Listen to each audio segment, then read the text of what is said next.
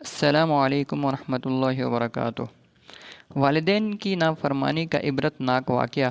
بخاری شریف کی حدیث ہے، حضرت ابو ہریرہ رضی اللہ تعالیٰ عنہ سے روایت ہے کہ رسول اللہ صلی اللہ علیہ وسلم نے فرمایا، 3 بچوں کے سوا کسی نے ماں کی گود میں گفتگو نہیں کی۔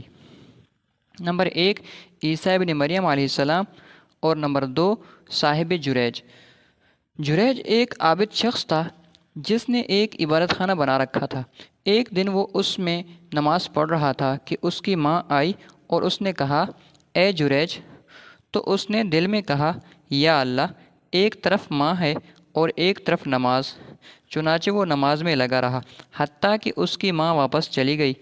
دوسرے دن پھر اس کی ماں آئی اور اس نے پکار کر کہا، اے جریج۔ تو اس نے دل میں کہا، یا اللہ، ایک طرف ماں ہے اور ایک طرف نماز۔ آخر وہ نماز میں لگا رہا۔ اب اس کی ماں کے منہ سے بد دعا نکل گئی، کہنے لگی، یا اللہ، اسے موت نہ دینا جب تک کہ یہ کسی بدکار عورت کا منہ نہ دیکھ لے۔ ادھر بنی اسرائیل میں جریج اور اس کی عبادت کا چرچا ہونے لگا۔ ان میں ایک بدکار عورت تھی جس کے حسن و مثال کو بطور مثال بیان کیا جاتا تھا۔ وہ کہنے لگی، اگر تم چاہتے ہو تو میں اسے پھنساؤں۔ چنانچہ اس نے اپنے آپ کو جریج پر پیش کیا، لیکن وہ اس کی طرف متوجہ نہ ہوا۔ پھر وہ ایک چرواہے کے پاس گئی جو اس کے عبادت خانے کے پاس ٹھہرا کرتا تھا، اور اس نے اپنے آپ کو اس کے حوالے کر دیا۔ چرواہے نے اس سے صحبت کی تو وہ حاملہ ہو گئی۔ پھر جب بچہ پیدا ہوا تو کہنے لگی، یہ جریج کا بیٹا ہے۔ لوگ آئے، جریج کو عبادت خانے سے باہر نکال کر عبادت خانے کو منہدم کر دیا اور جریج کی پٹائی کرنے لگے۔ جریج نے پوچھا، کوئی بات تو بتاؤ۔ وہ کہنے لگے، تو نے اس فاحشہ سے زنا کیا اور اب تو اس کے بچہ بھی پیدا ہو چکا ہے۔ جریج نے کہا، وہ بچہ کہاں ہے؟ لوگ بچہ لے آئے تو جریج نے کہا، ذرا ٹھہرو، میں نماز پڑھ لوں۔ پھر وہ نماز سے فارغ ہو کر بچہ کے پاس آیا، اس کے پیٹ میں کچوکا دیا اور کہا، بچے، بتاؤ تمہارا باپ کون ہے؟ بچہ بول اٹھا، فلاں چرواہا ہے۔ پھر تو لوگ جریج کے پاس آ کر اسے بوسے دینے لگے اور کہنے لگے کہ ہم تمہارے لیے سونے کا عبادت خانہ بنا دیتے ہیں۔ جریج نے کہا، نہیں، بس ایسا ہی مٹی کا بنا دو۔ چنانچہ انہوں نے عبادت خانہ بنا دیا۔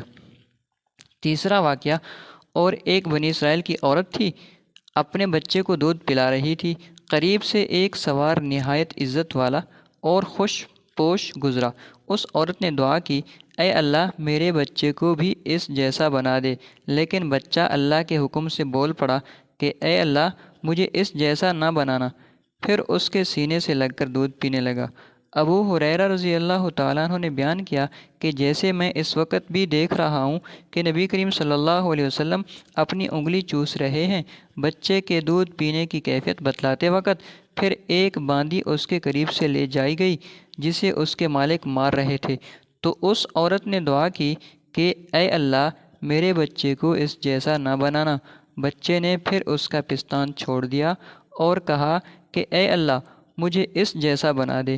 اس عورت نے پوچھا، ایسا تو کیوں کہہ رہا ہے؟ بچے نے کہا، وہ سوار ظالموں میں ایک ظالم شخص تھا، اور اس باندی سے لوگ کہہ رہے تھے کہ تم نے چوری کی اور زنا کیا، حالانکہ اس نے کچھ بھی نہیں کیا تھا۔ صحیح البخاری احادیث الانبیاء باب قول اللہ تعالی واذکر فی الکتاب مریم۔